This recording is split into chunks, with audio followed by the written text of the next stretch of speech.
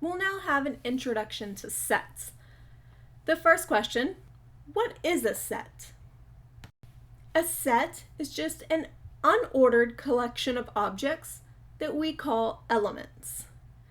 And we can have any different type of things in there. And for instance, if a element little a is in our set big A, we write it as little a and this symbol that means contained in big A. And elements can be of various types. We can have sets of numbers, we could have sets that involve names, or various other things. They can be any collection of objects. There are a few different ways to represent sets. The first method we'll look at is called the roster method. And this is where we list all the members of the set between some braces. For example, I can have a set A that consists of the numbers 1, 3, 5, 7, and 9.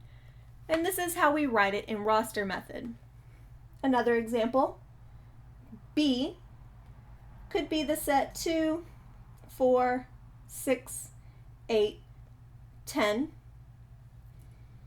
And these could be bigger. For instance, we could have a set that looked like 2, 4, 8, 16, 32, and we want to continue in this fashion forever. So we put a dot, dot, dot, which is an ellipses. And this lets us eliminate a portion of our elements as long as they continue in some pattern we have. Here, the pattern is the powers of 2. We could also define a set using some kind of notation like here. We have Vn is equal to the set n minus 1, n plus 3. So for example, if I want to find V1, this means n is equal to 1. 1 minus 1 is 0, and 1 plus 3 is 4. For V2, 2 minus 1 is 1, and 2 plus 3 is 5. And the last one we'll do, V3, 3 minus 1 is 2, and 3 plus 3 is 6. This is also considered to be in roster notation.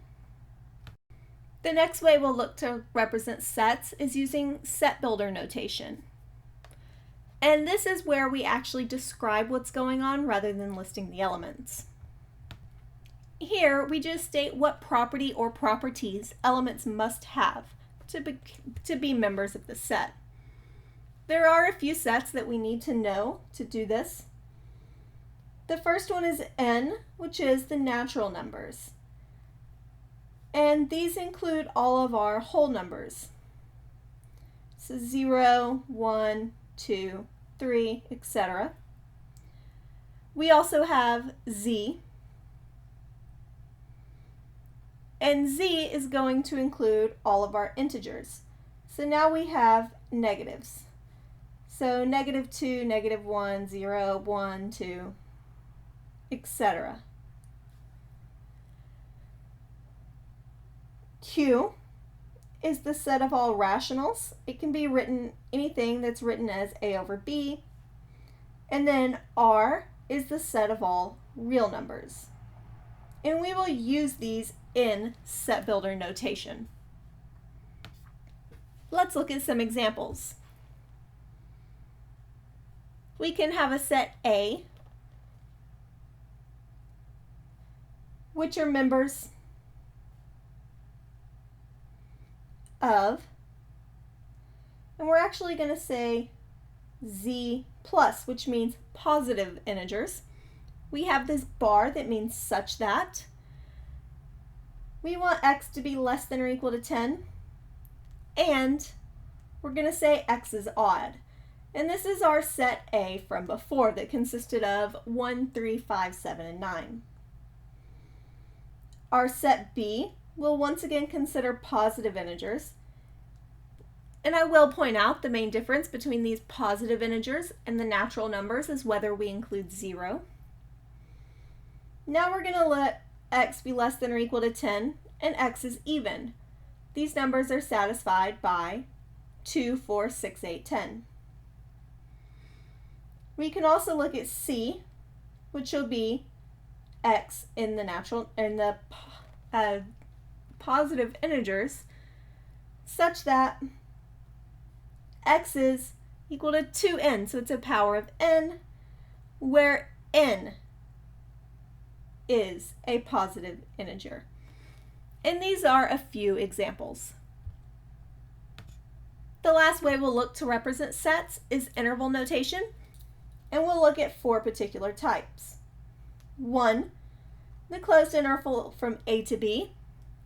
This is the set of all number x such that a is less than or equal to x, which is less than or equal to b. If we consider the set that's closed on a and open on b, this is the set of all numbers that are less than or equal to a and strictly less than b. If we switch our open and closed sides, I'm now looking at all the numbers that are strictly greater than a and less than or equal to b.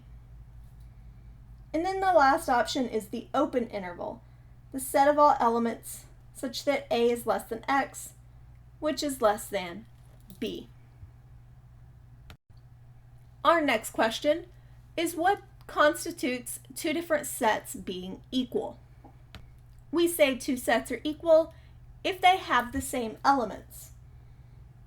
For example, the set 0, 2, 4 is the same as 4, 2, 0. The order does not matter. In addition, this is also the same as the set 0, 2, 2, 4, 4, 4. The number of times each element pops up also doesn't matter. Next, we'll look at a particular set, a special one called the empty set. This set contains no elements at all. We denote it by this 0 with a line through it, and this means the empty set. It has no elements at all.